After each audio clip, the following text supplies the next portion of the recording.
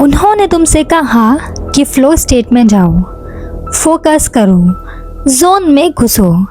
ये कहना बहुत आसान था, लेकिन कोई ये नहीं बताता कि फ्लो स्टेट एक माइंड ऑल्टरिंग ट्रांस है, एक लीगल नशा, एक एडिक्शन जिसको प्रोडक्टिव कहकर तुम जस्टिफाई करते हो।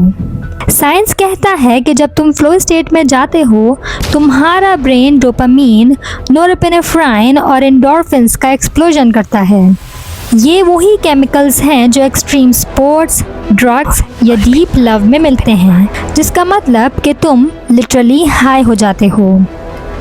और जब ये हाई ख़त्म होता है तो क्रैश भी रियल होता है। पहले लगता है मैं अनस्टॉपेबल हूँ, मैं मशीन हूँ, लेकिन बाद में तुम थक जाते हो, बर्नआउट होता है, दिल भी भर जाता है। और तब तुम क्या करते हो? वही नेक्स्ट हिट ढूंढते हो। एक और डीप वर्क सेशन, एक और ऑल नाइटर, एक और डोपामीन फिक्स। तुम प्रोडक्टिव नहीं, तुम एस्केप कर रहे हो।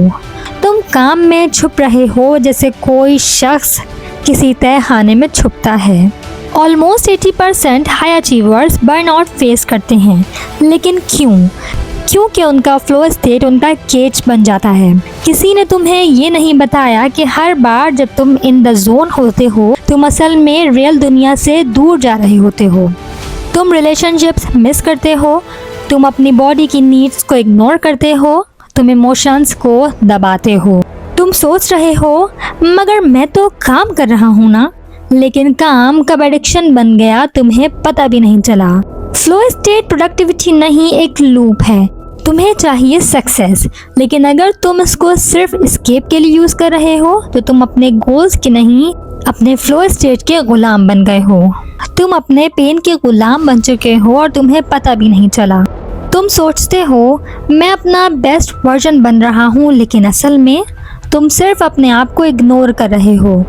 तुम जिंदा हो लेकिन महसूस नहीं करते। फ्लो स्टेट तुम्हारा मास्क बन गया है और तुम उस मास्क के पीछे खाली हो चुके हो। स्टैनफोर्ड रिसर्च कहती है लोग फ्लो स्टेट में ज़्यादा क्रिएटिव होते हैं, लेकिन उनका सेल्फ अवेयरनेस ड्रॉप कर जाता है। वो अपने इमोशंस, फटीग और सोशल सिग्नल्स मिस करते हैं। इन शॉर्ट, तुम फंक्शनल हो लेकिन इमोशनली नंब। तुम्हारा दोस्त कुछ कह रहा होता है लेकिन तुम्हें सुनाई नहीं देता। तुम्हारी बॉडी सिग्नल्स भेज रही होती है लेकिन तुम इग्नोर कर देते हो। तुम्हारा माइंड चिल्लाने लगता है टेक अ ब्रेक, लेकिन तुम सिर्फ एक और टास्क पे क्लिक कर लेते हो। ये एडिक्शन है, मगर क्लासी लगता है, रिस्पेक्टेबल लगता है, तो सोसाइटी तुम्हें मेडल देती है, जबकि तुम अंदर से बिखरे हुए होते हो। और जब एक दिन तुम कोलैप्स करते हो मेंटली, इमोशनली, फिजिकली, तो लोग कहते हैं यार ये बर्नआउट हो रहा है क्योंकि इसने ओवरवर्क कर लिया। एज इफ ये बस एक एक्सीडेंट था, एज इफ ये तुम्हारी चॉइस थी। नहीं, तुम्हें कभी किसी ने बताया ही नहीं कि फोकस भी कभी कभी फुलिश बन जाता है। अब मेरी बात गौर से सुनो। तुम्हारा एनिमी लेजीनेस नहीं है, तुम्हारा एनिमी बर्नआउट भी नहीं है। तुम्हारी असल दुश्मन वो आवाज़ है जो कहती है बस एक और टास्क, एक और ईमेल, एक और नया आइडिया। वो वॉइस जो तुम्हें ये महसूस नहीं करने देती कि तुम ऑलरेडी इनफ हो, बिना प्रूफ किए, बिना परफॉर्म किए, बिना परफेक्ट बने। लेकिन रुको, इस सब का सॉल्यूशन भी है, मगर पहले ये समझ लो कि फ्लो स्टेट तुम्हारा टूल हो सकता है, लेकिन अगर तुम बेवकूफ़ हो तो ये तुम्हारा ट्रैप बन जाता है। अक्लमंद लोग फ्लो में रहते हैं, लेकिन वो उससे निकलना भी जानते हैं। वो उस ट्रांस से बाहर आके ज़िंदगी जीते हैं। तुम्हें सीखना होगा कि कब डीप डाइव लेना है और कब सरफेस पे लौटना है।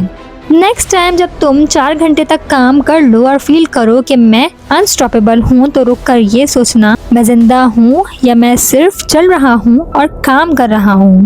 और अगर तुम सच में जीना चाहते हो तो फ्लो में डूबने से पहले खुद से पूछो क्या मैं किसी चीज़ से भाग रहा हूँ? क्या कोई ऐसी चीज़ है जिसे मैं अवॉइड कर रहा हूँ?